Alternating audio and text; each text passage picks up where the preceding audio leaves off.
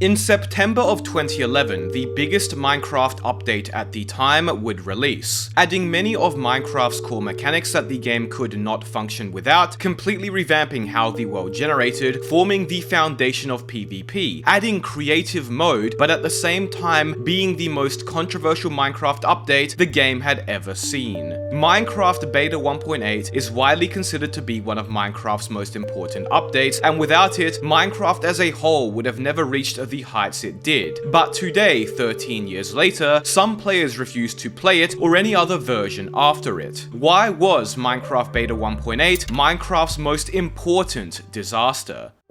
To understand that, we need to first understand what was added in Beta 1.8 that made it so controversial. Minecraft Beta 1.8 was the first update to add sprinting, as well as the hunger system. Prior to this, you obviously couldn't sprint, and food healed health like so. This was a very big and controversial change, as while sprinting was great, the addition of a hunger bar, now forcing players to eat, was very divisive. You may be thinking, how could something so simple be so controversial? Well, if you put yourself in the shoes of a player from the time, it becomes much more clear. Prior to Beta 1.8, the only time you would ever need to eat food is when you took damage. Thus, players who became experienced and skilled enough that they would almost never take damage were rewarded for such proactive behavior by not having to eat and consume a resource. At a time where food was harder to obtain and was more limited as it was unstackable, evading all forms of damage was a rather challenging task to achieve. However, Beta 1.8 changed that. Now, no matter how skilled you were at evading damage and surviving, you would have to eat regardless. This was a core complaint from players at the time. Many disliked that you now had to eat no matter what, and there wasn't any way around it. Even if you didn't sprint at all, you would still have to eat.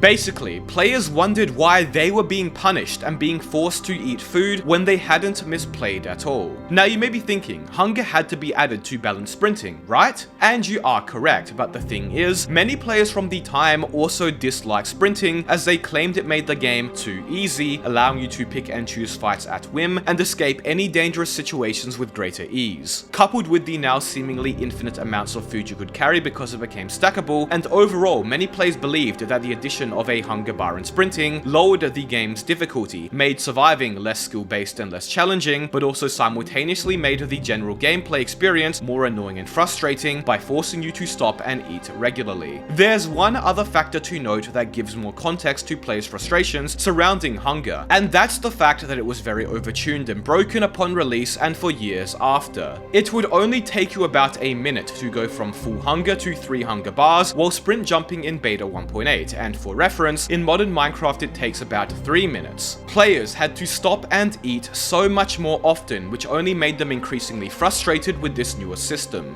The other huge controversial change in Beta 1.8 was the world generation. Also named the Adventure Update, Beta 1.8 completely changed how the world looked, and this arguably is the most commonly cited reason for players' dislike of 1.8, and the sole reason many refuse to play it. Minecraft Beta and Alpha Terrain generation was known to be unrealistic, but that was a good thing. It was unpredictable, with random mountains and large terrain overhangs appearing randomly, constantly keeping the world interesting and fun to explore. On the contrary, Beta 1.8 made terrain more realistic. Terrain was now much flatter and more consistent, and outside of extreme hills biomes, almost never generated anything tall or abnormal, as players loved to encounter in prior versions. Because of this, people rapidly became bored of the generic, flat, repetitive terrain that now plagued their worlds. It was simply uninteresting, a huge downgrade from what it was before. And this wasn't the only issue with the game's new terrain. The famous farlands were removed, there were no snow biomes anymore, and most importantly, the infamous infinite oceans became a thing.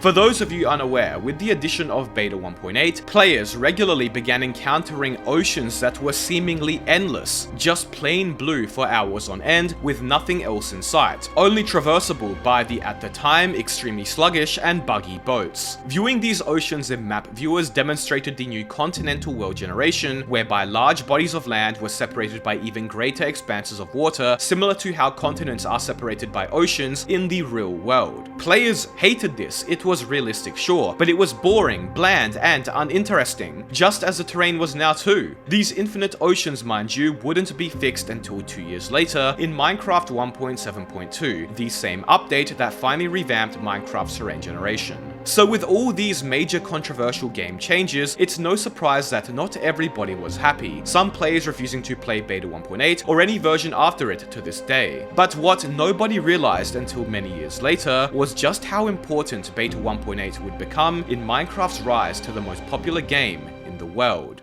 Beta 1.8 was extremely important for a few reasons, but mainly because it added many core features paramount to Minecraft and was the first update to lay the foundation for many of the game's future important mechanics. We obviously mentioned sprinting earlier and how it was controversial in conjunction with the hunger bar, but just consider how much more frustrating Minecraft would be today if you couldn't sprint at all. It would be almost unplayable, that's not even a question. Just try playing without sprinting on your own survival world or on an SMP for 20 minutes and you will see exactly what I mean. It's almost as frustrating as all of you who have yet to subscribe, no pressure of course. Furthermore, many of the staple blocks we build with today were also added in Beta 1.8, including stone bricks and all its variants, as well as glass panes, and endermen were also added, giving us the infinitely useful ender pearls. PvP was also properly fleshed out in this version, and we got the first form of PvP that would eventually take over and spawn a flourishing multiplayer scene that propelled Minecraft to the heights of popularity it would achieve months later. Bows were changed from their former broken but also fun machine gun-like state to the hold and charge bows we have today. Alongside sprinting, knockback became more dynamic, with entities now being pushed further back when attacked by a sprinting player. The ability to do critical attacks and block with a sword was also added too. Prior to this update, Minecraft PvP was a bare bones joke, albeit a very funny but unbalanced joke regardless. After this update, PvP was now skill-based, tactical, and significantly